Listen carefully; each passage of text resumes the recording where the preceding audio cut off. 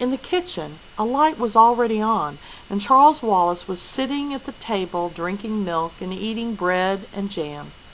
He looked very small and vulnerable sitting there alone in the big old-fashioned kitchen, a blond little boy in faded blue Dr. Denton's, his feet swinging a good 6 inches above the floor. "Hi," he said cheerfully. "I've been waiting for you." From under the table where he was lying at Charles Wallace's feet, hoping for a crumb or two, Fortinbras raised his slender dark head in greeting to Meg, and his tail thumped against the floor. Fortinbras had arrived on their doorstep, a half-grown puppy, scrawny and abandoned, one winter night. He was, Meg's father had decided, part Llewellyn setter and part greyhound, and he had a slender, dark beauty that was all his own. "Why didn't you come up to the attic?" Meg asked her brother, speaking as though he were at least her own age. "I've been scared stiff." "Too windy in that attic of yours," the little boy said. "I knew you'd be down. I put some milk on the stove for you. It ought to be hot by now." How did Charles Wallace always know about her? How could he always tell? He never knew or seemed to care what Denny's or Sandy's were thinking.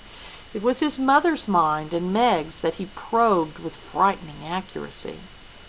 Was it because people were a little afraid of him that they whispered about the Murrays' youngest child, who was rumored to be not quite bright? "I've heard that clever people often have subnormal children," Meg had once overheard. "The 2 boys seem to be nice, regular children, but that unattractive girl and that baby boy certainly aren't all there." It was true that Charles Wallace seldom spoke when anybody was around, so that many people thought he had never learned to talk, and it was true that he hadn't talked at all until he was almost 4. Meg would turn white with fury when people looked at him and clucked, shaking their heads sadly. "Don't worry about Charles Wallace, Meg," her father had once told her. Meg remembered it very clearly because it was shortly before he went away. "There's nothing the matter with his mind. He just does things in his own way and in his own time. I don't want him to grow up to be dumb like me," Meg had said. "Oh, my darling, you're not dumb," her father had answered. "You're like Charles Wallace. Your development has to go at its own pace. It just doesn't happen to be the usual pace." "How do you know, Father?" Meg had demanded. "How do you know I'm not dumb? Isn't it just because you love me?" "I love you, but that's not what tells me. Mother and I've given you a number of tests, you know." Yes, that was true. Meg had realized that some of the games her parents played with her were tests of some kind, and that there had been more for her and Charles Wallace than for the twins. "IQ tests, you mean?" "Yes, some of them." "Is my IQ okay?"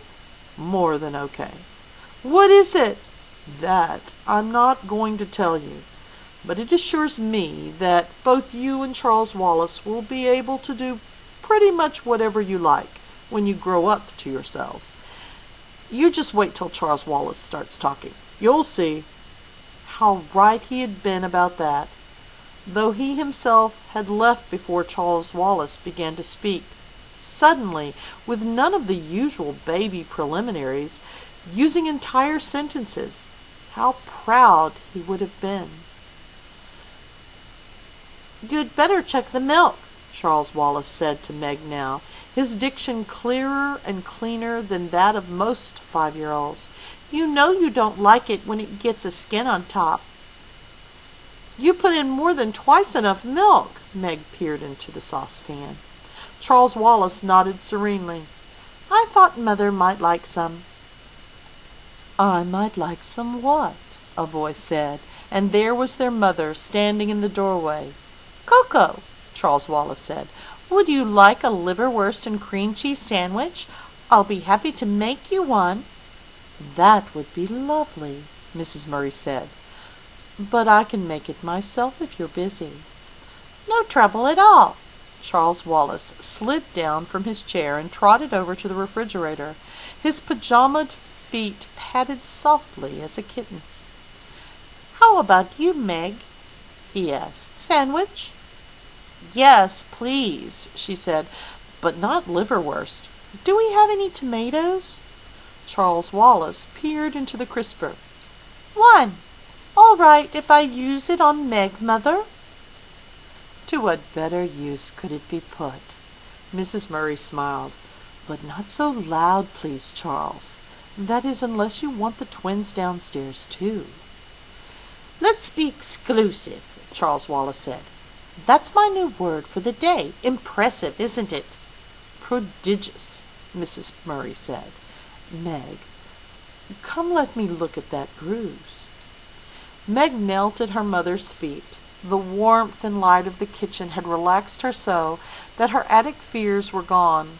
The cocoa steamed fragrantly in the saucepan.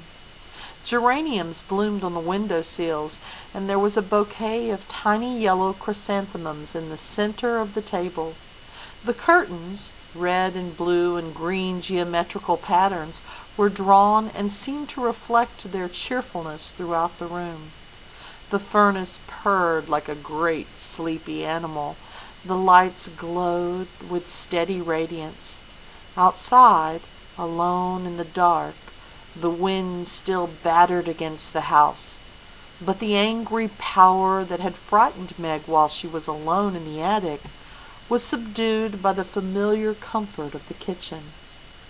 Underneath Mrs. Murray's chair, Fortinbras let out a contented sigh.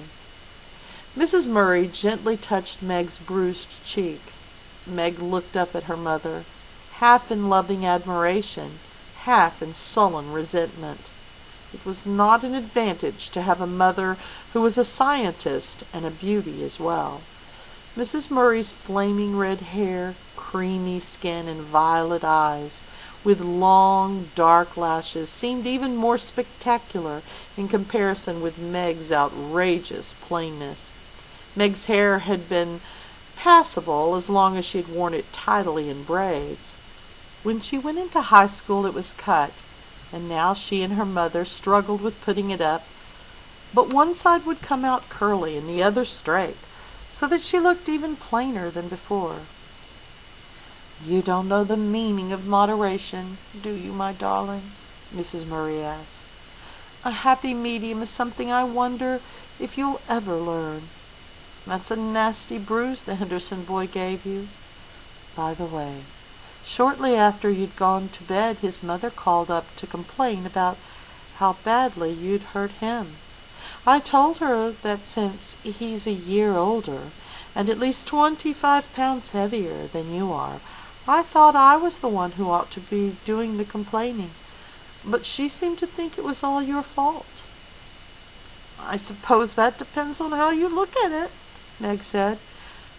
"Usually, no matter what happens, people think it's my fault, even if I have nothing to do with it at all. But I'm sorry I tried to fight him. It's just been an awful week, and I'm full of bad feeling." Mrs. Murray stroked Meg's shaggy head. "Do you know why?" "I hate being an oddball," Meg said. "It's hard on Sandy and Denny's, too. I don't know if they're really like everybody else or if they're just able to pretend they are. I try to pretend, but it isn't any help. You're much too straightforward to be able to pretend to be what you aren't," Mrs. Murray said. "I'm sorry, Meglet. Maybe if Father were here he could help you, but I don't think I can do anything till you've managed to plow through some more time. Then things will be easier for you, but that isn't much help right now, is it? Maybe if I weren't so repulsive looking, maybe if I were pretty like you." "Mother's not a bit pretty. She's beautiful," Charles Wallace announced, slicing liverwurst. "Therefore, I bet she was awful at your age." "How right you are," Mrs. Murray said.